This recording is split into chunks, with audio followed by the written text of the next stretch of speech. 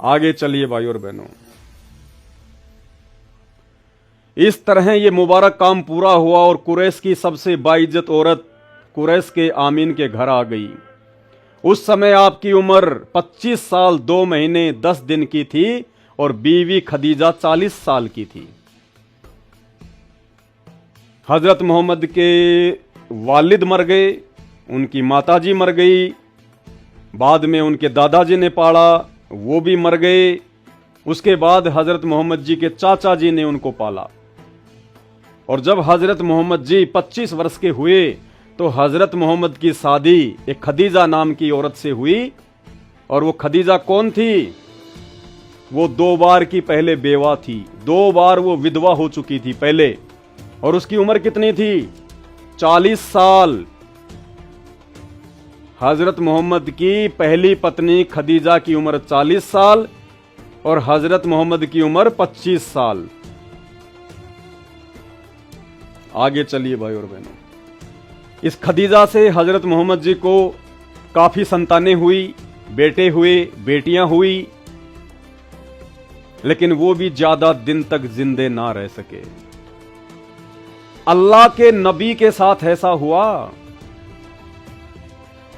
लेकिन अल्लाह ने कोई मदद नहीं करी, क्योंकि हजरत मोहम्मद जिसे अपना अल्लाह समझ के इबादत कर रहा था वो अल्लाह नहीं था, वो शैतान था। शैतान हिंदू धर्म में जिसको काल कहते हैं। और ये बात आपको उस समय समझ में आएगी जब आप YouTube पर जाकर सर्च करेंगे सृष्टि रचना संत रामपाल जी भगवान। ये काल कौन है, ये शैतान कौन है, ये क्यों अपने द्वारा भेजे गए पैगंबर और अवतारों के साथ भी ऐसा मजाक करता है। हजरत मोहम्मद को संतानें प्राप्त हुई खदीजा से और उसके बाद क्या हुआ? लेकिन ये मुबारक घड़ियां और खुशी के दिन जल्द ही खत्म हो गए। आपके सब बेटे एक एक करके अल्लाह को प्यारे हो गए। अरे बाप की आंखों के सामने बेटे मर जाएं तो उस बाप के दिल पे क्या गुजरती होगी।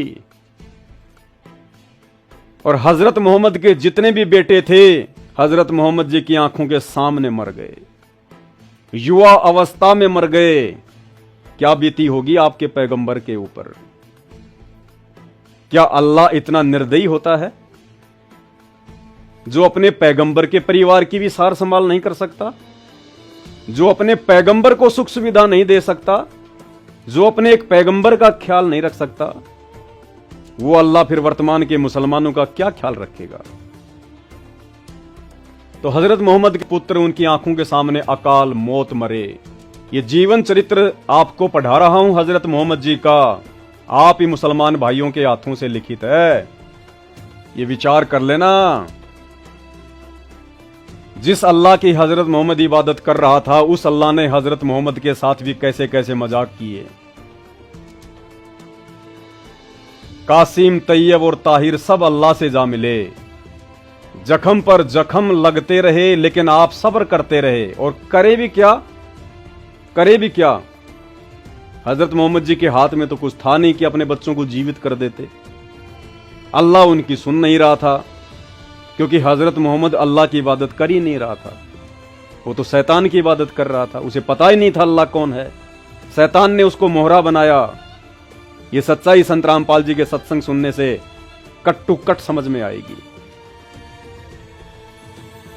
बचपन में तो यतीमी का दुख उठाया, बड़े हुए तो अपने जिगर के टुकड़ों का गम सहन करना पड़ा। आपकी बेटियां ही शेष रह गई जो 4 थी, जैनब, रुकिया, उम्मे कुलसुम और फातिमा। केवल 4 बेटियां बच गई। तीनों बेटे हजरत मोहम्मद के शैतान को प्यारे हो गए, जिसे वे अपना अल्लाह समझ रहे थे।